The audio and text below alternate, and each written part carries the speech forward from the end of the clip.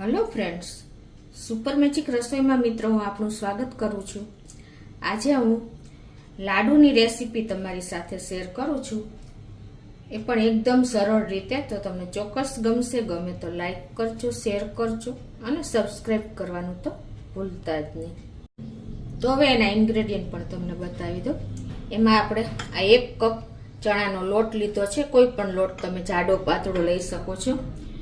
પોણો કપ જેવી ખાંડ દળેલી લીધી છે, એલચી છે, ઘી છે, બે ચમચી જેવું, અને આપણે સૂકો મેવો છે, એલચી છે, બદામ છે અને પિસ્તા છે, દૂધ છે. તો બનાવવાનું ચાલુ કરીએ. તો મિત્રો, આપણે રૂટીન લાડુ તો બહુ બનાવ્યા છે, પણ ઘણા આપણે બિગનર્સ હોય છે અને અમુક લાડુ બનાવવામાં બહુ અઘરું પડે છે. તો એના માટે આજે હું એકદમ ઈઝી રીત લઈને આવી છું, એટલે કે સરળ રીતે આપણે બનાવશું. આ લાડુ બનાવવામાં એકદમ સરળ રીત છે. પ્લસ આપણે નથી કલાકો લોટ શેકવાનો, કે નથી પાયો લેવાનો, કે નથી ચાસણી બનાવવાની.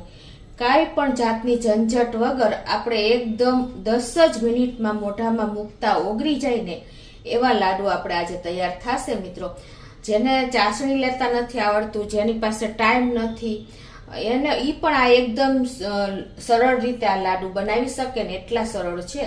અને આ લાડુ બન્યા પછી કડક પણ નહીં થાય અને ચીકણા પણ નહીં બને. તો એકદમ ઈઝી રીતે આજે હું તમને શેર કરું છું, તો એન્ડ સુધી જોડાયેલા રહેજો. આ લાડુ મિત્રો આપણે કોઈ ટાઈમ પણ નથી લાગતો, તો 10 જ મિનિટમાં તૈયાર થઈ જશે. તો અત્યારે જો આ 1 કપ મેં ચણાનો લોટ લીધો છે, અને એની સામે આપણે અત્યારે 1 કપ પાણી લઉં છું. પછી કેટલું જોઈને એ હું તમને બતાવું.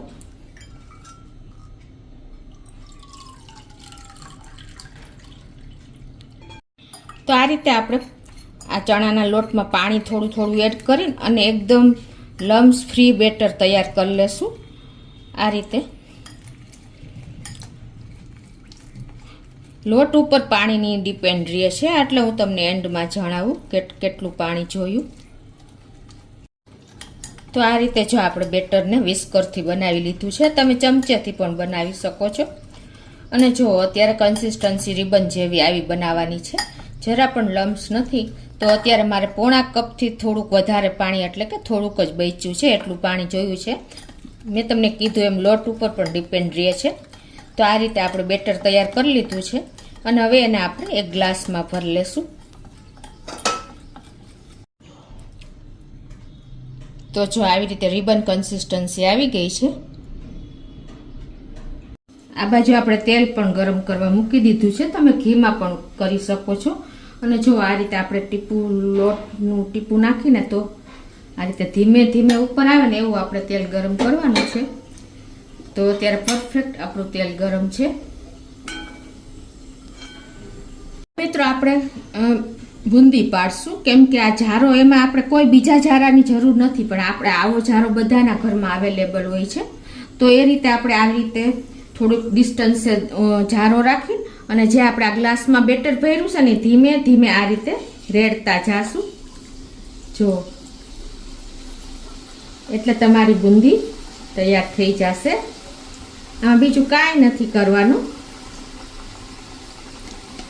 આ રીતે આપણે 2 થી 3 બેન્ચ તૈયાર કરી લેશું, અને આને એકદમ આપણે કૂક થવા દેશું. તો આ રીતે જો આપણે ફ્રાય કરી લેશું, ગોલ્ડન બ્રાઉન થાય ત્યાં સુધી. તો આ રીતે જો આપણી બુંદી તરાઈ ગઈ છે, અને આને આપણે એક વાસણમાં લેતા જાશું.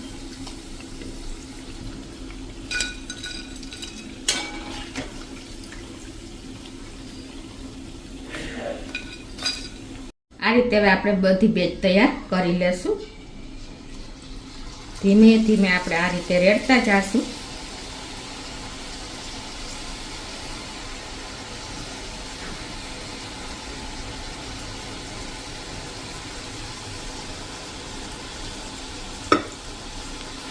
આ બુંદી સેજ કાચી રહે ને તો પણ તમારે ટેન્શન લેવાની જરૂર નથી, કેમ કે આપણે હજી આગળ એક પ્રોસીજર કરશું.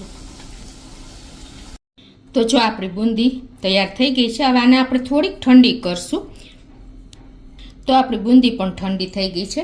ઠંડી થવાનું કારણ એ કે જો આપણે મિક્સરમાં પીસશું ને થોડું ક્રમ્બલ કરવાનું છે, સાવ પાવડર નથી કરવાનો, એટલે મિક્સર પણ ગરમ થઈ જાય અને આ ગરમ હોય ને તો સાવ લોટ જેવું થઈ જાય. એટલે હવે એને આપણે આ મિક્સર જારમાં નાખી દેશું. હવે આને આપણે દરદરો એવો ભૂકો કરી લેશું. તો આ રીતે જો આપણે મિક્સર જારમાં બુંદીનું ક્રમ્બલ કરી લીધું છે એકદમ. જો તમને ભૂકો એનો પણ બતાવી દઉં. જો આવો એકદમ દરદરો થયો છે, તમને ઝીણી બુંદી જ લાગે મિત્રો. કોઈ ઝંઝટ વગર, ઝારા વગર આપણે ઇઝીલી આ રીતે તૈયાર કરી શકીએ છીએ. હવે આને આપણે ગેસ ઓન કરી અને એક પેનમાં આપણે 1 થી 1.5 ચમચી જેવું ઘી મૂકશું. આમાં મિત્રો આપણે ઘી પણ બહુ નહીં જોઈએ તો પણ આપણા લાડુ સરસ તૈયાર થશે.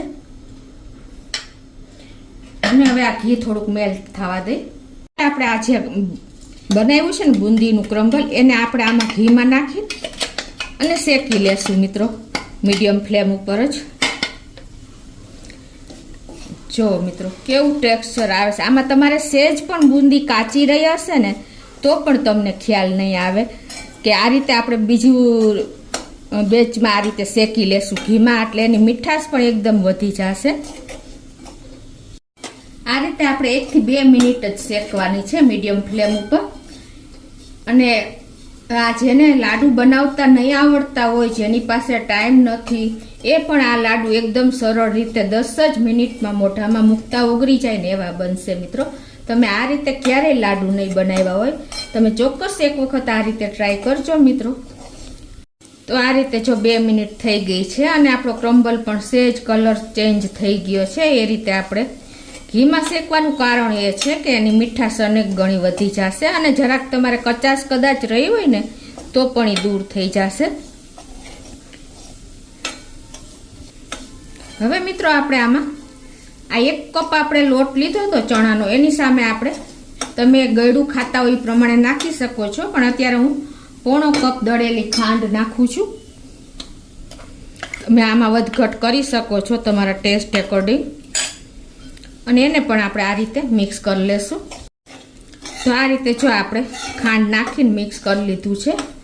તમને અત્યારે એમ લાગે છે કે આનો લાડુ કેમ બનશે, પણ મિત્રો હવે આપણે જો આ ખાંડ મિક્સ કરી લીધા પછી આપણે એમાં 2 થી 3 ચમચી જેવું આપણે દૂધ નાખી દેશું. અને ગેસની ફ્લેમ અત્યારે આપણે સ્લો ટુ મીડિયમ રાખી છે. આ રીતે વધારે નથી નાખવાનું, ખાસ નોટ કરજો. જો વધારે નાખશો ને તો તમારા લાડુ ચીકણા થઈ જાય પછી આપણે. અને આ રીતે આપણે દૂધને બાળી દેશું અને મિક્સ કરી લેશું. જો મિત્રો દૂધ તમારે આ રીતે પછી પણ 2 થી 3 મિનિટ આપણે આ રીતે ચલાવી લેશું, નહીંતર આપણું દૂધ જો આમાં રહી જશે ને તો પણ આપણો લાડવો ચીકણો થશે. જો મિત્રો અત્યારે આપણું ટેક્સચર કેવું થઈ ગયું, એકદમ લાડુ વળે એવું થઈ ગયું છે ને, તમને ખ્યાલ આવી જતો હશે. તો આ રીતે આપણે 1 જ 2 મિનિટ દૂધ નાખ્યા પછી ચલાવવાનું છે, નહીંતર લાડુ બગડી જશે પ્લસ ચીકણા થઈ જશે. છે ને મિત્રો એકદમ સરળ રીત, નથી પાયો લેવાનો, નથી કોઈ જાતનો લોટ શેકવાનો કે નથી કાંઈ આપણે ચાસણી કરવાની. કોઈ પણ વ્યક્તિ આ બનાવી શકશે. હવે આમાં આપણે થોડોક સૂકો મેવો નાખી દેશું.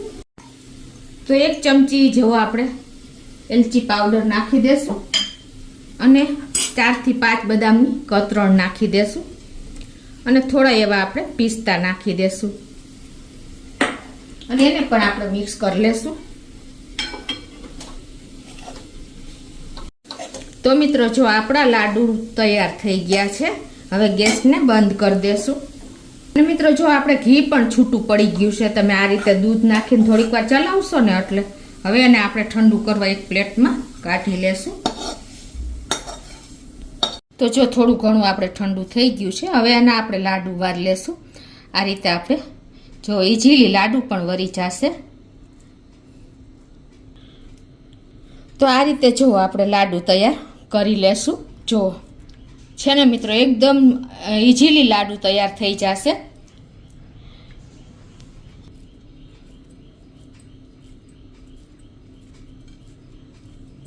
તો મિત્રો આપણા લાડુ જો આ રીતે હું બધા લાડુ તૈયાર કરી લઉં છું.